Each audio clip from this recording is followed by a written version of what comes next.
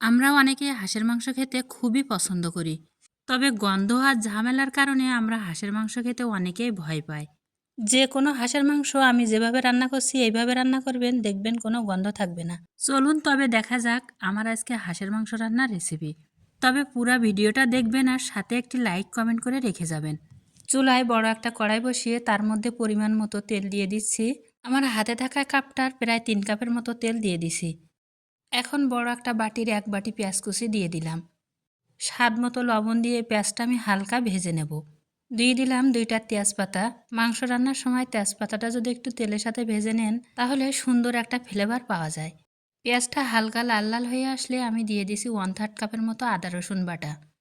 আদা রসুনটাও পেঁয়াজের সাথে কিছুক্ষণ ভেজে নেওয়ার পরে পরিমাণ মতো ঝালের গুঁড়া, হলুদের গুঁড়া দিয়ে দিলাম। এর সাথে আরও অ্যাড করছি 1/2 চা চামচ করে গোলমরিচের গুঁড়া আর গরম মশলার গুঁড়া। এখন সবগুলো মশলা একটু হালকা পানি দিয়ে কষিয়ে নিচ্ছি। মশলাগুলো যখন ভুনা ভুনা হয়ে আসছে তখন ধুয়ে রাখা মাংসগুলো সব দিয়ে দিলাম। এখন এই মশলার সাথে মাংসগুলো আমি একটু সময় ধরে কষিয়ে নেব। এভাবে মাংসগুলো ঢেকে ঢেকে কষালে মাংসের ভিতরে থাকা পানিগুলো বাইরে হয়ে আসবে।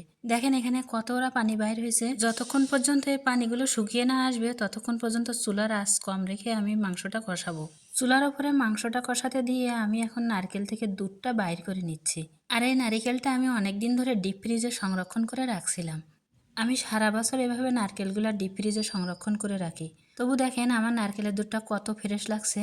আমি যখন নারকেলটা ব্লেন্ড করছি তখন একটু গরম পানি দিয়ে ব্লেন্ড করে নিছি। নারকেল থেকে দুধটা বাহির করতে করতে দেখেন আমার মাংসটা কষানো হয়ে গেছে।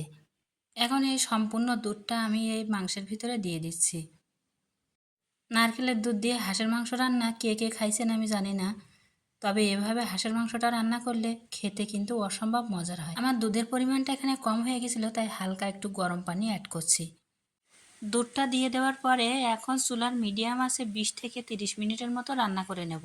নারকেলের দুধ না দিতে চাইলে মাংসের ঝোল দেওয়ার সময় পানিটা গরম করে দিয়ে দেবেন। প্রায় 20 থেকে 30 মিনিট জাল দেওয়ার পরে আমি ঢাকনাটা উঠিয়ে নিছি। রান্নার শেষ পর্যায়ে দেখেন মাংসের ঝোলটা কিন্তু অনেকখানি কমে আসছে। নারিকেলের দুধ দিয়ে হাঁসের মাংস রান্না করলে ঘেরানে পুরা রান্নাঘরটা ময়ময় করে।